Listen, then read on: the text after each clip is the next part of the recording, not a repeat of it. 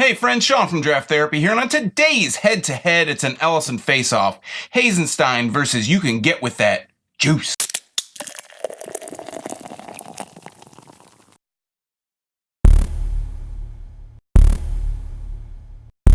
Haz'N'Stein is a 7% New England style IPA, and You Can Get With That Juice is a 9% double New England style IPA, both from Ellison Brewery and Spirits in East Lansing, Michigan.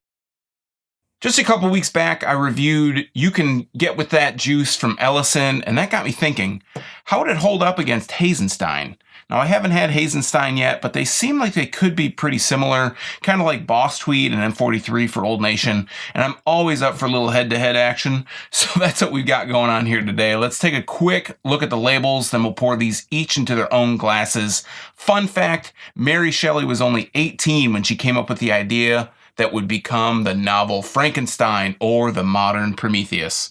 So we're going to take a look at You Can Get With That Juice, which always screws me up for some reason, that name. I looked at this one. You can get a little bit more in-depth analysis or whatever you want to call it, an in-depth look at the can on the review for You Can Get With That Juice. But it's a reddish color, orangish, brownish, kind of rusty color. It says Ellison, You Can Get With That Juice, and it has the state capital on the front here. It says drink fresh and from the can. And again, this is a 9%. This says on the can a double India Pale Ale. And then we have Haz'N'Stein, which is, again, it looks like the regular Ellison label design, right? It says Ellison on the front, Haz'N'Stein India Pale Ale, drink fresh and from the can. And this says that it is a 7% India Pale Ale. And again, the thing I really like about Ellison's labels are that you can look at these on the shelf. You can always tell these are Ellison because they all have this kind of uniform design. They all have just this kind of different color label, but the same style. The only difference I can remember is they call it something else now. It used to be Tailgate Lager, and it was a lager that they released, which was obviously for tailgating. Now these don't have a canned on date, but these were both canned on 4/12, April 12th, 2019.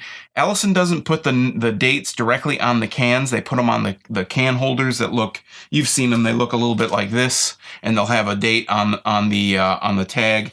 They don't put them directly on the can, which I would like to see more places start doing. I think putting it on the can holder is a little bit hard to figure out sometimes when you pick it up in singles like this. But I'm going to be using Tiku glasses for both of these, and I'm going to use the Holmes First Year Mug Club Tiku glass is going to be for Haz'N'Stein, and the Draft Therapy Custom Tiku glass is going to be for You Can Handle That Juice. You Can Get With That Juice. I can never remember the name of this thing. All right, so I'm going to pour You Can Get With That Juice first. I'm going to crack it and try and get a good nose on the can. I have a little bit of a cold right now, so my sniffer ain't the best, but I'm going to do my best. So yeah, actually I think when I got the smell the first time on the actual review for this, I didn't get much out of it. But now a little bit more of a tropical, citrusy, hoppy scent is coming out. We're going to go ahead and pour this. And it's coming out very light yellow out of the can. And it's bubbling up really nicely here, collecting a little bit darker yellow, maybe close borderline orange. It's got a good 2 fingers worth of head. Hold it up to the light here. And it is hazy for days. I can see the shadow of my fingers through it. I don't see any particulate floating through here. So that means that it's not, everything's kind of been stirred up and it's not a lot of, trub or a little bit of yeast on the bottom there. So I like that. I don't like to see too much stuff floating in my beers here. So I'm going to go ahead and open up Haz'N'Stein here. And this is the one that I haven't tried. And put a nose on this out of the can. I get a very similar aroma out of it. But this one smells a little bit more malty. Kind of getting a little bit more of a dank scent out of it. Maybe a little bit more of a biting hoppiness. Let's go ahead and pour it. And it's a little bit lighter yellow. Actually, it's a lot more. Whoa, that's going to go over. It didn't. Oh my gosh. Oh, it's going to. I'm shaking it too much. That is a crazy pour right there. I've been working on my pour. I took your feedback into account, and I know that my pour game was not very good at first, but I've been working on it. And this one went ballistic. So I'm going to let it settle down here. We're going to cut this little bit of footage, and I'll come back when I can pour more. All right, so I've been pouring it a little bit, little by little, as soon as I can get some in there. And this is like an ice cream, an ice cream head. The bubbles are huge in this, and they're not dissipating very quickly. But I'm not going to hold it up to the light this time. Well, I will in a second. But as you can see, just from this kind of glance here, you can get with that juice is really kind of a dark orange, and Haz'N'Stein is a lot more bright yellow. So holding it up to the light, this is what I think of when I think of a hazy New England style IPA. Really kind of juicy looking, almost orange juicy. It's a little bit more kind of pineapple juicy color, because I think an orange juice is a little bit more orange, but this is kind of more on the yellow side. And I'm able to pour a little bit more in here, but that head is crazy. That is like super holding together. It's not dissipating. It's kind of just mellowing a little bit, but on this as well, not a lot of particulate. Maybe a tiny, if I look really close, I see a little bit more sediment collecting on the glass. While this one settles down, I'm going to jump in and smell. You can get with that juice first. Getting more of an orange zestiness out of this now that it's in the glass than I was getting before. And a little bit more tropical scents. I'm going to go ahead and take a taste here.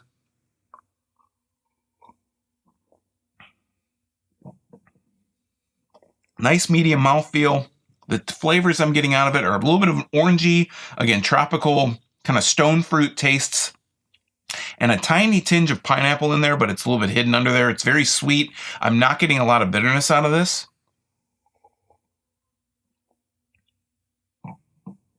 The bitterness that I am getting is more on the swallow, but it doesn't hang around. It doesn't cloy to your tongue. It's not just like sitting on your tongue. The aftertaste is a little bit more of that IPA typical bitterness that I'm used to tasting.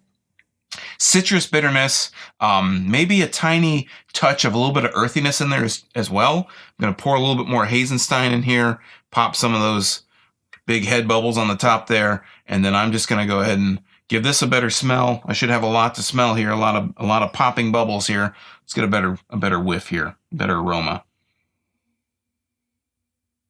It smells a little bit fruitier now that I have it in glass. I don't want to get too close because I almost dipped my beak in here quite a bit, but it is a little bit more juicy, a little bit more fruity smelling now, a little bit more citrus. Just kind of a little bit more juiciness than I was getting. Like I said, when I opened this, I got a little bit more of a malty smell out of it, but I'm not picking that up out of the glass here. So I'm going to go ahead and dive right into this again. I think I looked at the color, but super, super hazy. Now only seeing a shadow of my fingers. So I'm going to go ahead and dive right in. Cheers.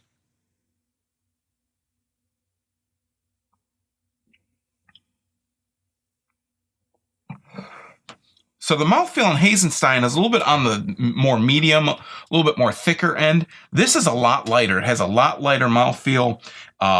It's a lot more, it has a lighter taste just in general. I get a little bit more kind of bready malts in the background, like on the very final aftertaste, like a crackery kind of quality.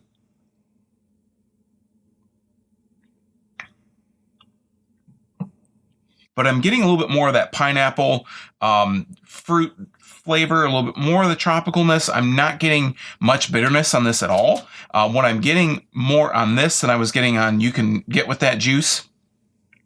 This was the mouthfeel was a little bit heavier.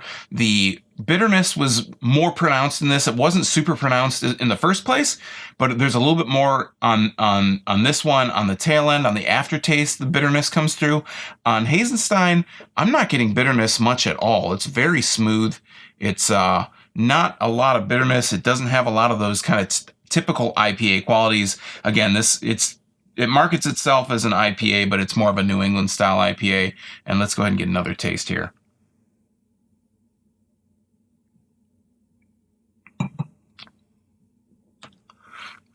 Yeah. Head-to-head wise, I like that Haz'N'Stein is just a lighter tasting beer. It doesn't feel, with the mouthfeel being so light, It doesn't feel like a heavy beer. If I was blindfolded and I had to try each of these, I could tell you that this one was probably higher ABV just because of the thickness of that mouthfeel comparatively to HazN'Stein. This is not like a syrupy, super thick mouthfeel, but it's nice medium. It's dense. You can tell in your, when you move it around in your mouth that you're moving around a lot of fluid, kind of medium, kind of fluid in there. But with HazN'Stein, it's a lot lighter. It's like half the thickness of you can get with that juice. Again, I cannot ever remember what the name of this is, and it's right here in front of me.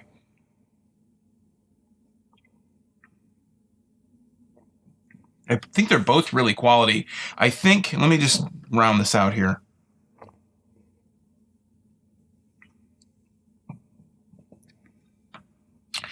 Yeah, this has, like, again, just kind of more bursting, juicy flavor than this one has. This has a lot of that citrus flavor. It has a little bit of that stone fruit, a little bit of pineapple on the tail end, but I think HazN'Stein's just like a lighter version of that. It's a little bit more juicy, a little bit more bursting with juice.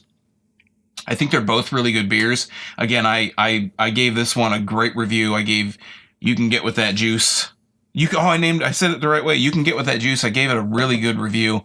And HazN'Stein, I like this one a little bit better. And I think the difference is I like having a little bit lighter of a mouthfeel with those kind of fruity, juicy flavors bursting through and a little bitterness.